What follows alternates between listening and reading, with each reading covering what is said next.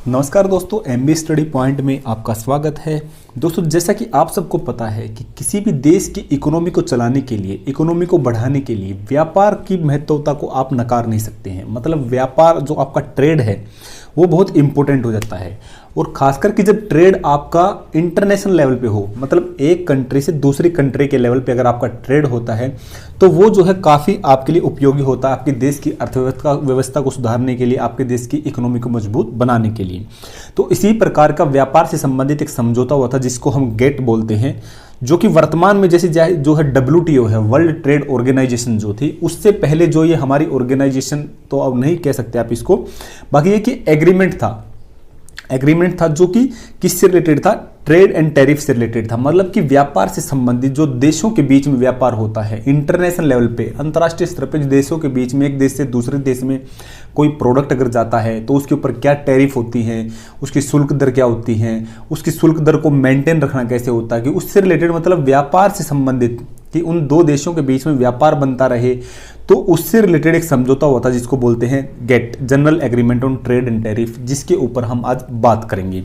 तो दोस्तों, सबसे पहले हम देखेंगे कि ओरिजिन क्या है गेट का, यानी general agreement trade and tariff क्या है और इसका मेन मकसद क्या था बनाने का, और ये कितना सक्सेस रहा था, इसके सामने क्या क्या चैलेंजेस आए थे जहां पे ये सक्सेस नहीं हो सका, और उसके बाद में गेट ने जो है WTO यानी वर्ल्ड ट्रेड ऑर्गेनाइजेशन, विश्व व्यापार संगठन का रूप ले लिया था। तो इस वीडियो के अंदर हम बात करेंगे स्पेशली गेट के बारे में। इससे अगली वीडियो हम बनाएंगे वो होगी WTO के बारे में, यानी इसका जो सक्सेसर है उसके बारे में। तो सबसे पहले अगर हम देखें दोस्तों, ओरिजिन गेट का कब हुआ, तो ये हुआ था वर्ल्ड वार 2 के बाद में। जब हमारा सेकेंड वर्ल्ड वार खत्म हो गया था तो उस टाइम पे देशों को एक चीज समझ में आ गई थी, उसमें उनको ये समझ में आ गया था कि युद्ध से जो है आप कभी भी अपनी इकोनॉमी को मजबूत नहीं बना सकते। आपको अपनी इकोनॉमी मजबूत बनानी है तो आपको कई सेक्टर में काम करने होंगे, जैसे एजुकेशन हो गया, हेल्थ केयर हो गया, या इकोनॉमिक सेक्टर हो गया। तो इसी प्रकार एक व्यापार से संबंधित, अगर उनको लगा था कि आपको अकेले आप कुछ नहीं कर सकते, आपको दूसरे देशों की हमेशा से जरूरत रहेगी, तो दूसरे देशों की जब जरूरत रहेगी तो उनसे क्या आपस में ट्रेड भी होगा। तो एक मल्टीलेटरल ट्रेड एग्रीमेंट जो है सभी देशों के बीच में उस टाइम हुआ था। अगर इसकी बात करें दोस्तों, कौन कौन से देश उसमें शामिल थे, आप सबको पता है कि जो हमारा सेकेंड वर्ल्ड वार हुआ था वो 2 गुटों के बीच में हुआ था। एक थी एक्सिस पावर के अंदर आती थी हमारी कंट्री, जैसे जर्मनी हो गया, इटली हो गया, फ्रांस हो गया, और दूसरी जो हमारी होगी वो थी एलाइड पावर के अंदर जैसे हमारी कौन सी होगी, यूके होगी, ब्रिटेन जिसको बोलते हैं हम, USA होगी, इस टाइप की जो हमारी कंट्री थी, चाइना होगी, वो थी एलाइड पावर। तो एलाइड पावर जो कंट्री थी उन्होंने जो ये प्रपोजल दिया था कि गेट ऐसा कोई मतलब कि एग्रीमेंट बनाया जाए जो कि व्यापार को सुनिश्चित करो, देशों के बीच में जो व्यापार को सुनिश्चित करे। तो इसका जो ओरिजिन हुआ था वो कब हुआ था, वर्ल्ड वार 2 के बाद में इसका ओरिजिन हुआ था। और इसके अगर हम बात करें दोस्तों, इसका एम क्या था, इसका एम था, मुख्य एम इनका यही था कि प्रमोट करना इंटरनेशनल ट्रेड को, अंतर्राष्ट्रीय व्यापार को देशों के बीच में प्रमोट करना, जिससे कि जो उनके प्रोडक्ट्स की, जो उनके सामान की आवाजाही एक देश से दूसरे देश में हो सके, सभी देशों को जो है कि व्यापार मतलब एक बाजार मिल सके जिसमें वो अपने देश से बने हुए सामान को बेच सके दूसरे देश में। तो गेट का जो मुख्य एम था वो क्या था कि रिड्यूस करना ऐसे कोई ट्रेड बैरियर हैं जो व्यापार के क्षेत्र में जो है दो देशों के बीच में जो व्यापार हो रहा है उसके क्षेत्र में जो बाधा उत्पन्न करते हैं, जो ऑब्स्टेकल का काम करते हैं, उन ट्रेड बैरियर को हटाना और जो है टैरिफ को रिड्यूस करना। मेनली टैरिफ जब रिड्यूस होगा मतलब प्रोडक्ट्स के ऊपर में, तभी जो व्यापार बढ़ेगा। और ये कैसे इंट्रोड्यूस हुआ था दोस्तों, अगर हम इसकी बात करें तो गेट के लिए मतलब general agreement trade and tariff, इसको हम शॉर्ट फॉर्म में अपनी वीडियो में गेट ही बोलेंगे। तो गेट जो है इसके लिए जो है ब्रेटन वुड कॉन्फ्रेंस हुई थी। ब्रेटन वुड कॉन्फ्रेंस इसका नाम दोस्तों इसलिए दिया है, ब्रेटन वुड जो है प्लेस का नाम है, यूएसए के अंदर में ये जगह है जहां पे ये कॉन्फ्रेंस हुई थी। तो वहां पे ये कॉन्फ्रेंस हुई थी, कब हुई थी, जुलाई 1944 के अंदर। और ये जो कॉन्फ्रेंस थी दोस्तों ये 22 दिन तक चली थी, 1 जुलाई से लेकर 22 जुलाई तक ये चली थी 1944 में। और फाइनली क्या हुआ था, 44 एलाइड नेशन जो है इसके पक्ष में थे कि ऐसा कोई एक मतलब स्ट्रक्चर बनाना चाहिए, कोई ऐसी ऑर्गेनाइजेशन बनाई जानी चाहिए जिससे कि जो कि व्यापार को सुनिश्चित करे अंतर्राष्ट्रीय स्तर के ऊपर। और उसके बाद में क्या हुआ था, उन्होंने प्रपोजल दिया था इंटरनेशनल ट्रेड ऑर्गेनाइजेशन ITO का। लेकिन ये प्रपोजल जो है उस टाइम पे सक्सेस नहीं हो पाया। तो इसलिए क्या कि इंटरनेशनल ट्रेड ऑर्गेनाइजेशन जो है अपना रूप नहीं ले पाया, तो सभी देशों ने मिलकर के जो है एक इंटरिम ऑर्गेनाइजेशन बनाया। इंटरिम ऑर्गेनाइजेशन होता है दोस्तों मतलब एडहॉक बेसिस का, कि जब तक आपका कोई मुख्य रूप से ट्रेड ऑर्गेनाइजेशन नहीं बन रहा उस टाइम बिंग के लिए आप क्या है कि कोई इंटरिम एग्रीमेंट बना लो जिससे कि व्यापार को जो है शुरू किया जा सके।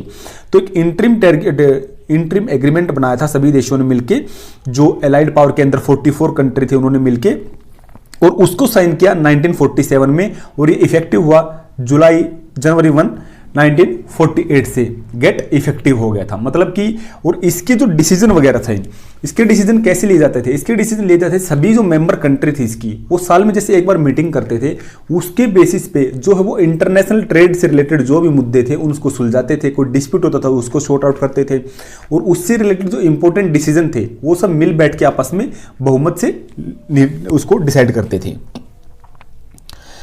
अगर हम इसकी बात करें दोस्तों कि सक्सेस कितनी मिली थी गेट को, कि कितना ये सक्सेसफुल हुआ था ट्रेड के मामले में, इंटरनेशनल ट्रेड को इसने कितना ज्यादा प्रमोट किया था, तो इसने जो है टैरिफ को काफी हद तक रिड्यूस किया था। मतलब कि जो व्यापार में लेन देन में जो दो देशों के बीच में जब कोई शुल्क दर लगती है, जो कोई टैक्स वगैरह लगते हैं, उसमें जो है इसकी वजह से काफी कटौती हुई थी। मतलब इसने व्यापार को प्रमोट किया था और टैक्स के जो स्लैब थे उसको कम कर दिया था। जो दो देशों के बीच में जो व्यापार होता है उसके अंदर टैक्स को इसने कम किया था, मतलब टैक्स उसको व्यापार इसकी वजह से प्रमोट हुआ था। नॉन डिस्क्रिमिनेशन जो है इसका मेन मुद्दा था, क्योंकि इसका ये मानना था कि नॉन डिस्क्रिमिनेशन ये रहेगा, ये किसी भी एक देश का फेवर नहीं करेगा। ये जो एग्रीमेंट हुआ कुछ देशों का फेवर नहीं करेगा। इसके अंदर जितने अलाइड पावर के अंदर जो 44 नेशन थे वो आपस में जो है किसी एक दूसरे का फेवर नहीं करेंगे, वो सभी के लिए एक जैसे होंगे। इसके जो नियम कानून गाइडलाइन जो होंगी इसकी, वो सभी के लिए पूर्ण रूप से एक तरह से ही लागू होंगी, उसके अंदर कोई डिस्क्रिमिनेट नहीं किया जाएगा।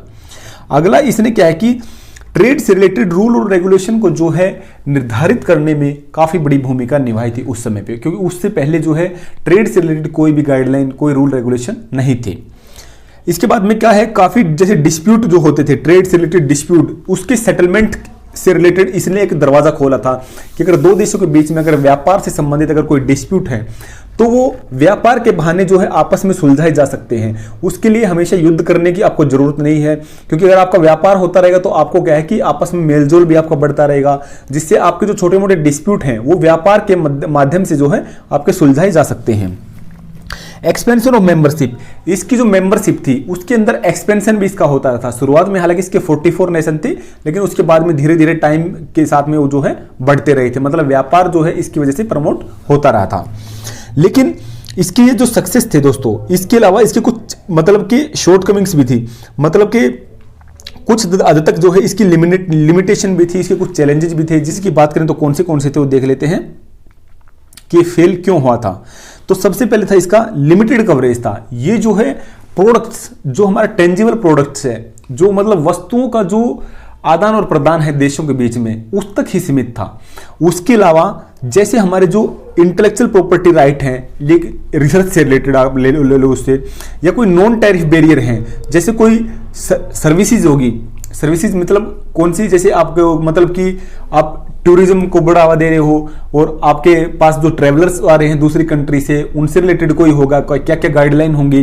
कोई मान ले कि फॉर एग्जांपल अगर हम इंडिया में हैं, अगर हम यूएसए के अंदर स्टडी कर रहे हैं तो उन लोगों के लिए क्या गाइडलाइन होंगी, और यूएसए के अंदर मान ले कोई जो इंडियन जॉब कर रहे हैं उनके लिए क्या गाइडलाइन होंगी। तो मतलब उस चीजों में इसने जो है वस्तुओं के आदान प्रदान में तो भूमिका निभाई थी, लेकिन जो सर्विसेज हो गया या इंटेलेक्चुअल प्रॉपर्टी राइट हो गए, इनसे रिलेटेड मतलब इसका कवरेज लिमिटेड था। ये सब बाद में WTO में ये सब चीजें शामिल हो गई हैं कि दो देशों के बीच में अगर कोई भी व्यापार होता है, चाहे वो वस्तुओं से रिलेटेड हो, चाहे वो सर्विसेज से रिलेटेड हो, चाहे वो कुछ और टेक्नोलॉजी से रिलेटेड हो, उनके अंदर अगर कोई आदान प्रदान होता तो उससे रिलेटेड कुछ गाइडलाइंस हैं। तो उस समय भी ये गाइडलाइंस इसके अंदर नहीं थी, इसका कवरेज जो है लिमिटेड था, ये खाली वस्तुओं तक ही सीमित था, इस वजह से ज्यादा सक्सेस नहीं हो पाया।